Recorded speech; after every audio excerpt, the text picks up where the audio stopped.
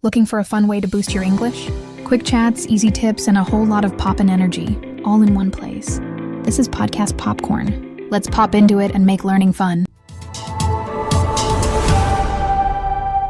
Have you ever, sent an email or maybe said something at work and then you just spend the rest of the day replaying it, wondering, oh gosh, did that sound rude? Or maybe, unprofessional. Oh, absolutely. You are definitely not alone. Here on Podcast Popcorn, I think we all kind of grapple with that little moment of doubt, especially navigating professional English. Yeah. And what's really fascinating is that so many common phrases, ones that sound perfectly polite on the surface, can actually sort of subtly undermine you or, create misunderstandings. Mm-hmm. Welcome to the deep dive. Today, we're digging into a whole stack of insights about, effective workplace communication. Yeah, and our mission really is to shine a light on some of those common English phrases you might be using, maybe without even realizing, that unintentionally make you sound less confident or less professional than you are. Exactly.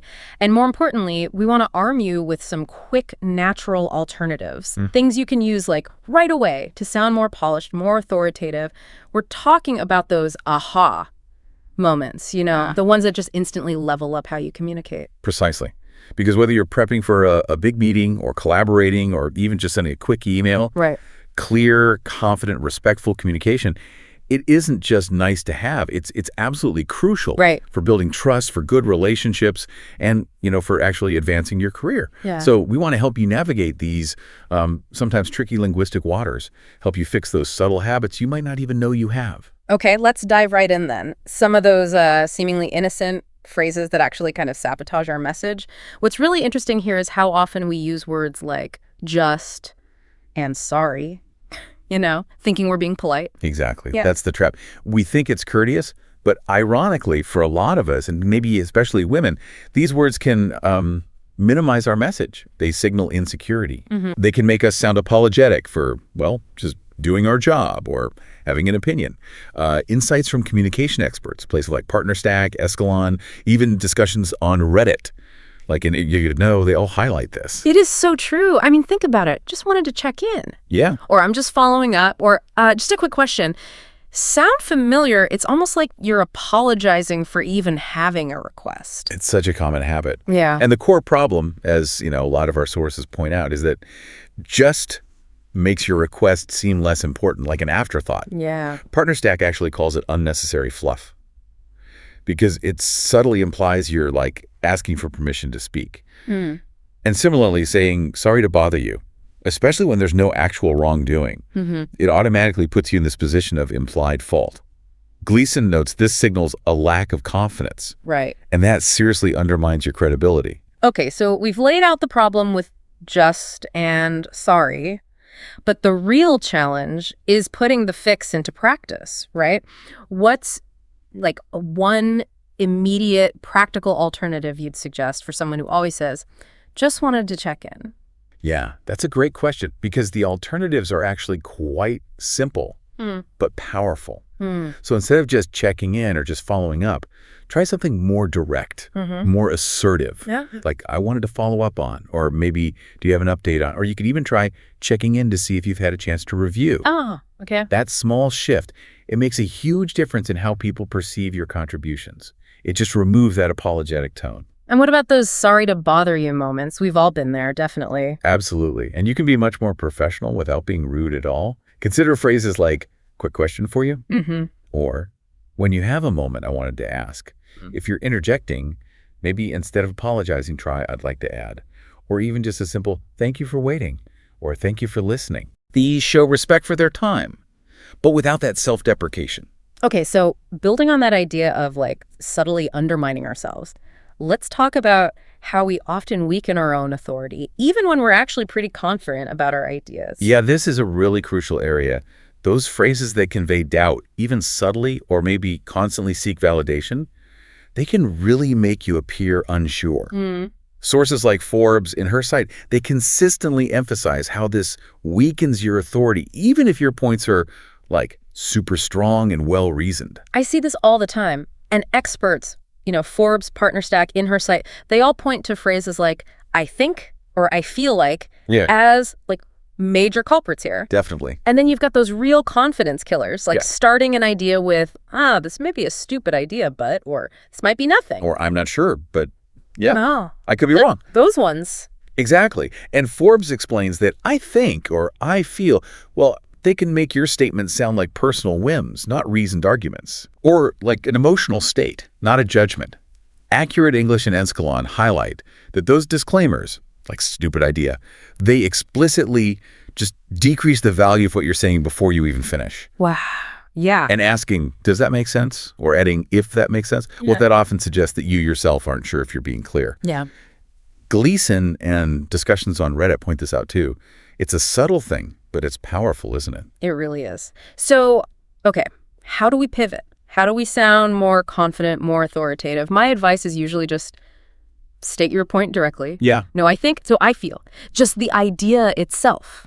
Or, like you mentioned, Reddit suggesting, try, I believe. Or maybe based on the data it shows. Right. Forbes even recommends, I am confident that. If you really are. Okay. And when you have that idea, you're tempted to start with, this may be a stupid idea, but share it with confidence. Right. Ditch the disclaimer. Exactly. And her site advises ditching it completely.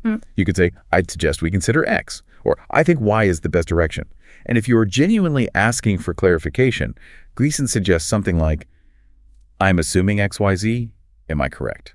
Which is way more precise than that self-deprecating, I'm not sure. Yeah, much better. And for that common habit, asking, does that make sense? What's the fix there? Shift to actively seeking feedback instead of like validating yourself. Exactly. Instead of asking if you make sense, ask for their thoughts.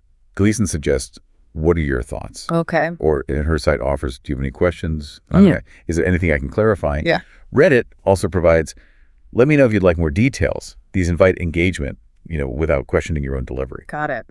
Okay, let's move to the next area. This one feels really crucial for just building strong professional relationships. We're talking about phrases that can come across as, well, dismissive or impolite, sometimes unintentionally, but they can really damage teamwork. Yeah, this is where it gets tricky because some of these are just so ingrained, aren't they? Yeah. Like how we speak. I remember communication coach Susie Shields, she pointed out how just saying what? When you need someone to repeat themselves can be too direct, almost jarring. Yeah. And it's often seen as unprofessional in English. Yeah. Also, a dismissive, I don't care when someone asks for your preference. Right. Little things. Little things, big impact. And Good Housekeeping, Forbes, in her site, they all warn against phrases like, that's not my job. That way. Or that's not my problem. These instantly make you seem uncooperative, maybe self-serving. And Susie Shields adds that saying, you have to, sounds like a command, while bluntly stating, you're wrong. Well, that can deeply offend someone. Think about how that just shuts down the conversation immediately. Totally. It's incredible how just a few words can impact perception so much. Phrases like, I don't have time for this, or I'm too busy, they can really make other people feel less important, as Forbes notes. Yep. And pretending everything is under control when it's clearly not. Good Housekeeping points out that actually stops you from getting the help you might really need. Absolutely. The alternatives here, they really focus on collaboration and empathy. So instead of a blunt, what? Try a softer, pardon me. Okay. For I don't care, a simple, I don't mind, works. It conveys flexibility without being dismissive. And for that dreaded, that's not my job, when a task might genuinely be outside your usual stuff. Right. Instead of shutting it down, Good Housekeeping suggests something like, I'm not familiar with that process, but I'm willing to learn if you need me to. Or you could ask, would you like me to take this on, or should we find someone with more expertise? That keeps it collaborative. Exactly. In her site offers another option. While this falls outside my usual scope and expertise, I'm open to assisting in finding a solution. Both keep the conversation open, keep it cooperative. Nice. Okay, what about giving instructions instead of you have to? Much better to use a polite, could you please, or please make sure to. It's far more effective. And if you do need to correct someone rather than you're wrong, try something like, I see it differently. Or maybe, I think there might be a misunderstanding here. Let's double check this part. Softer, less confrontational. Exactly. Preserves the relationship. And when facing a challenge, instead of just saying, we can't do that. Yeah, that just slams the door. Good Housekeeping advises framing it differently. This might be difficult to accomplish based on our current resources and timeline, but I'm happy to explore ways to make it work. keeps it constructive. Okay. And if you are genuinely swamped, instead of, I don't have time for this. You could try, this is an important request, but I'll need to shift some of my current tasks. Can we maybe review my current workload together? Shows you're taking it seriously but have limits. Right. Or simply, I'd be happy to discuss this with you right after my morning meetings. It communicates your boundaries without dismissing the request. Similarly, if you're struggling, instead of just everything's under control, maybe try, I'm managing, but honestly, I could use some guidance or resources to make sure we hit our goals. Shows vulnerability opens the door for help. Precisely. Okay, this leads us nicely into another potential minefield. Avoiding corporate cliches and culturally insensitive language. This one's not just about sounding professional, it's also about being truly inclusive. It really is. Overused corporate jargon. It can make communication vague, and as Atlassian puts it kind of humorously, it can induce eye rolls. But even worse, culturally insensitive terms can be genuinely offensive and alienating.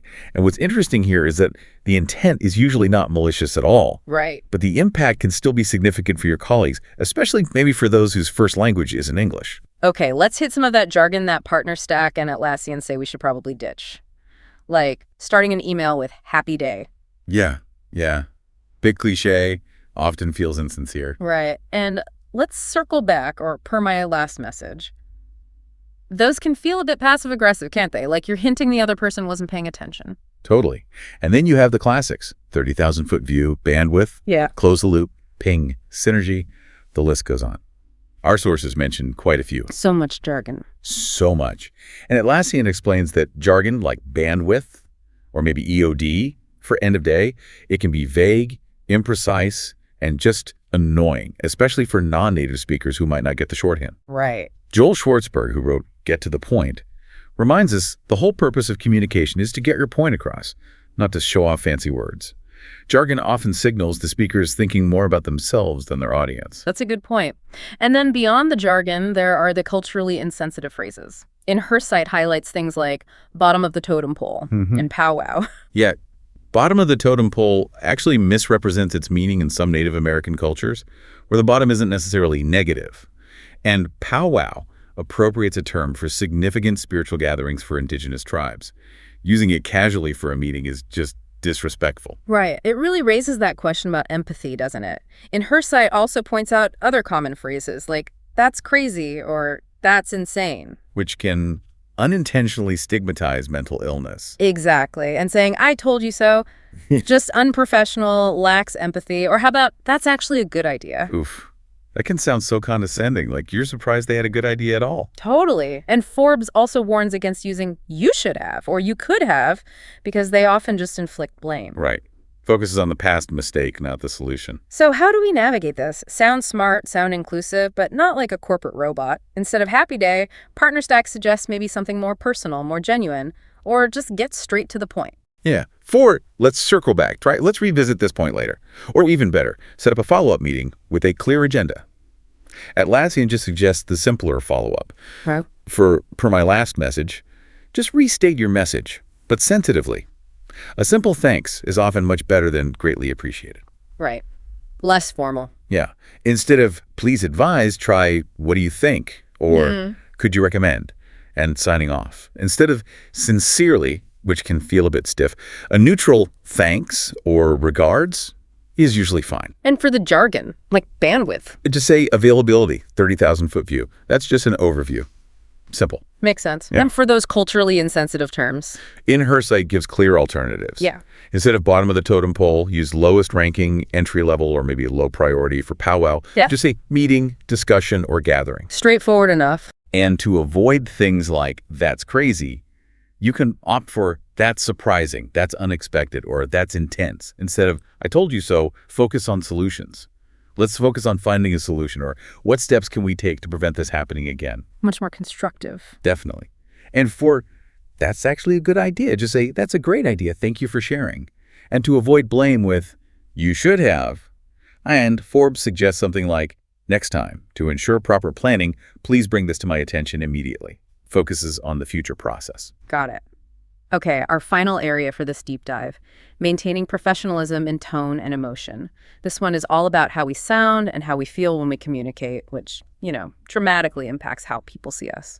Yeah, allowing strong emotions to dictate your communication, or using slang or just being overly casual, it can reflect pretty poorly on you, which raises a key question. How do we manage our emotional responses and keep our composure professionally, especially when things get, a bit heated? Our sources are pretty direct here. Communication coaches like Susie Shields, they say using swear words or crude language is just unprofessional, period. And in some places, it can even get you fired. Right. Engage for success notes that expressing outright anger in emails, like writing, "You are so useless." Well, obviously, that makes everyone uncomfortable, and it's completely counterproductive. And definitely avoid using affectionate nicknames like darling or honey with colleagues. Susie Shields says they're just way too familiar, unprofessional. Yeah, that point goes beyond just avoiding profanity, too. Good housekeeping in Forbes highlight that. Complaining with phrases like, "Ugh, I don't get paid enough for this," Oh, yeah. reflects poorly on your attitude, signals you're not engaged.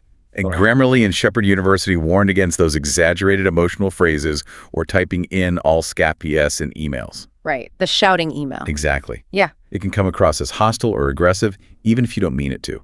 I've also noticed how often people say, "I'll try." Forbes and Reddit point out that this implies you might fail, which doesn't sound very confident, does it?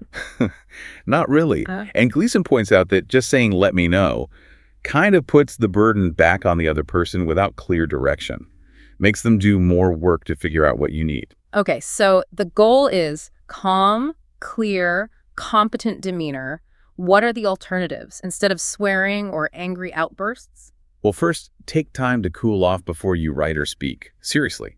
If you must express dissatisfaction, try calmer phrases like, "This isn't ideal," or "That's not quite up to standard," or maybe "This has been really challenging." Keep it factual, less emotional. Exactly. And for those affectionate names, just use your colleague's actual name. Simple. Right. And for that frustration-fueled, "I don't get paid enough for this," is there a better way to handle that feeling? Good housekeeping suggests a more constructive approach. If you genuinely feel your compensation doesn't match your work, frame it as, "I've been reflecting on the scope of my responsibilities, and I'd like to discuss ways I can add more value to the team and how that aligns with my long-term goals."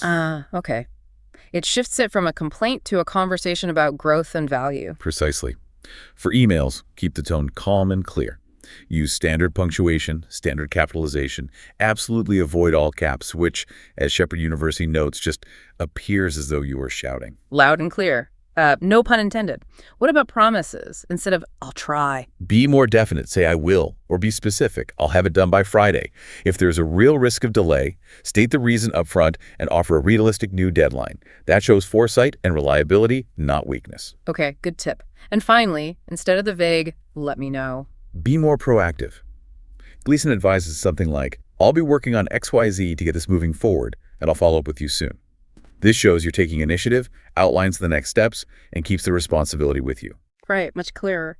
Wow. Okay, so this deep dive has really shown us that intentional word choice can significantly shape how you're perceived at work. Definitely. Communicating clearly, confidently, respectfully.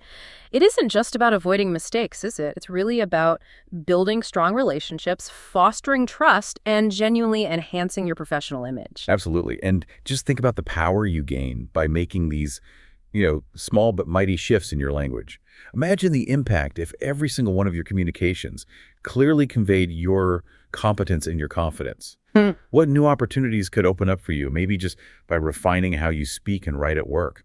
It's a powerful change, and you can start making it today. We really hope this deep dive into essential workplace English on Podcast Popcorn has been incredibly helpful for you. If you found these tips useful, please do like, share, and subscribe to our channel. It really helps us out. Yeah, we'd appreciate it. And we genuinely love hearing from you. Please write in the comments what topic you'd like us to explore next. We're always looking for new ideas for our next deep dive.